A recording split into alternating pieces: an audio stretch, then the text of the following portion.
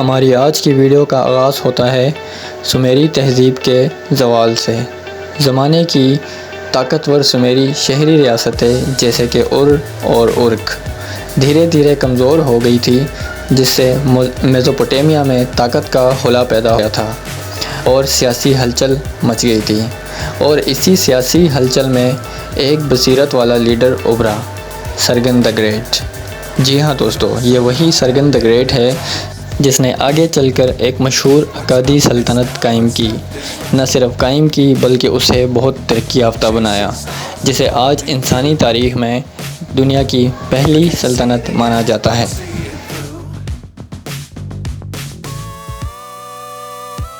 اگر بات کی جائے سارگن کے ابتدائی زمانے کی، تو ہم سارگن کے ابتدائی زندگی کے بارے میں جو کچھ جانتے ہیں وہ بعد کے میزوپوٹیمیا کے افسانوں اور افسانوں سے ہی ہمیں ملتا ہے، جس میں سے اکثر اسے ایک عام شخصیت کے طور پر پیش کرتے ہیں، جیسے دوسرے قدیم حکمرانوں کی طرح۔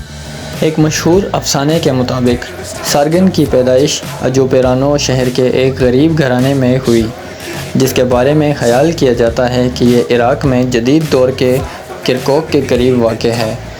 اس کی ماں کو ایک اعلیٰ کاہن کے طور پر بیان کیا گیا ہے، اور اس کے والد کی شناخت ابھی تک واضح نہیں ہے۔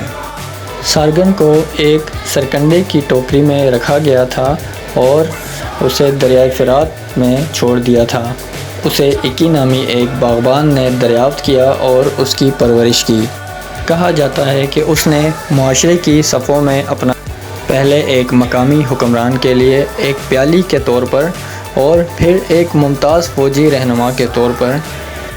اگرچہ سارگن کی آغاز کی زندگی کے بارے میں یہ افسانے ایک دلچسپ بیانیہ فراہم کرتے ہیں، لیکن ان میں بہت شکوک اور شبہات موجود ہیں۔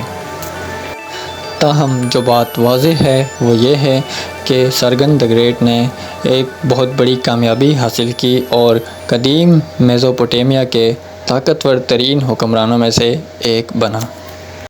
اب بات کرتے ہیں سارگن کے فتوحات کی۔ 2400 قبل مسیح میں سارگن نے اقتدار سنبھالا۔ وہ سومیری نسل کا تو نہیں تھا، لیکن اس کا تعلق اکاد کے شمالی علاقے سے تھا۔ شروع میں اس نے چھوٹے آزاد شہروں اور آزاد ریاستوں کو متحد کرنا شروع کیا۔ اس کی عسکری صلاحیت اپنے دور میں بے مثال تھی۔ اس نے جرأت مندانہ مہمات شروع کی جو خلیج فارس سے بحیرہ روم تک پھیل گئی۔ اس کی فوج منظم اور باکمال تھی۔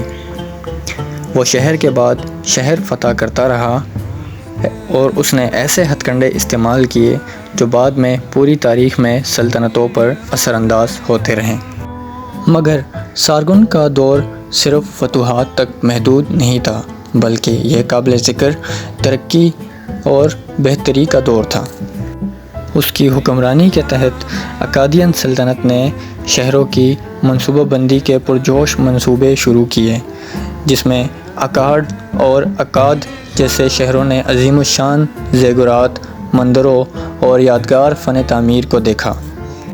شہر کی ان ترقی اور بہتریوں نے سلطنت کی شان و شوکت کو چار چاند لگا دیے۔